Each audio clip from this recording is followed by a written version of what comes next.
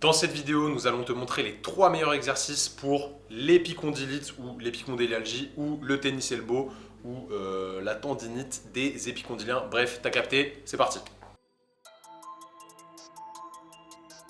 Ok, alors déjà, qu'est-ce que c'est qu'une épicondylalgie? C'est une douleur au niveau des muscles épicondyliens. Les épicondyliens, à quoi ils servent? Ils font de l'extension de poignet, ils participent aussi à la supination. La supination, c'est le fait de tourner l'avant-bras comme ça, et ils font aussi de l'inclinaison radiale. Bien souvent, ils sont douloureux parce qu'ils ne tolèrent pas la charge que tu leur imposes. Donc on va avoir des exercices de renforcement clés pour permettre d'améliorer leur capacité et du coup d'avoir moins de douleur au quotidien. Allez, c'est parti. Du coup, on va commencer par l'exercice le plus important qui est l'extension de poignet. L'extension de poignet, qu'est-ce que c'est? C'est de remonter le poignet vers le haut. Évidemment, il faut que tu charges, sinon il n'y aura pas vraiment de résultat et tu ne vas pas améliorer la capacité des muscles qui sont ici. On va commencer par 3 séries de 10 répétitions avec un tempo de 2-0, 2-0. Ça veut dire que Simon il va montrer sur 2 secondes, donc vas-y, 1, 2, pas de pause en haut et il redescend sur 2 secondes, 1, 2. Et il fera 10 répétitions suivies d'1 minute 30 de récupération, 3 fois de suite. Petit à petit, tu auras juste à augmenter la charge.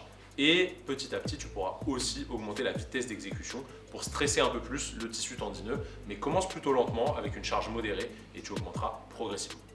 Deuxième exercice, on va faire de la supination en partant d'abord sur la phase excentrique. Donc Simon, il va laisser l'haltère descendre gentiment. Pareil, on va faire à peu près 2 secondes d'excentrique et ensuite il va remonter sur 2 secondes. Le but, c'est vraiment de travailler cette capacité à mettre la paume de main vers le plafond. On fera aussi 10 à 12 répétitions sur 3 séries avec 1 minute 30 de récupération et petit à petit, vous augmentez le poids. N'oubliez pas de mettre la charge vers le haut parce que si vous prenez au milieu ici, ça va juste faire balancier et ça ne changera rien. Donc soyez intelligent quand vous prenez vos haltères et si jamais vous n'en avez pas, vous pouvez très bien le faire à l'élastique.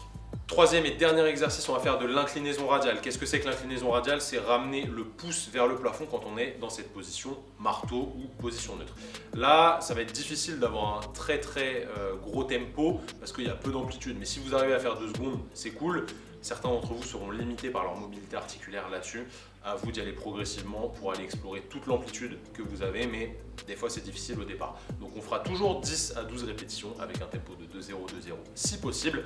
La charge sera potentiellement un peu plus basse que sur les 2 exercices d'avant et vous ferez 3 séries avec 1 minute 30 de récup. Et l'objectif à la fin, ce sera d'aller plus sur des séries de 6 à 8 répétitions avec une charge bien plus importante et d'être capable vraiment d'y résister. Si jamais tu as kiffé la vidéo, je t'invite à t'abonner à la chaîne, évidemment. Mets-nous en commentaire si tu as d'autres exercices à nous proposer qui pourraient être pertinents. Et si tu veux aller plus loin, on a un programme totalement dédié au tennis elbow.